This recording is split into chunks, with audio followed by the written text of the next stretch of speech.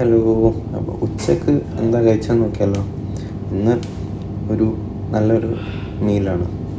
അതായത് കോഴി മുളട്ടുണ്ട്, ക്യാബേജ് ഉപ്പേരി ഉണ്ട്, തോരൻ, പിന്നെ നല്ല അടിപൊളി അച്ചാറുണ്ടായിരുന്നു. ഒരു വെളുത്തുള്ളിൻ്റെ ഒരു, അതായത് വെളുത്തുള്ളി ഉള്ളി ഇതൊക്കെ ഇട്ടിട്ട് ഒരു ഉണ്ടാക്കിയതാണ്, വാങ്ങിച്ചതല്ല.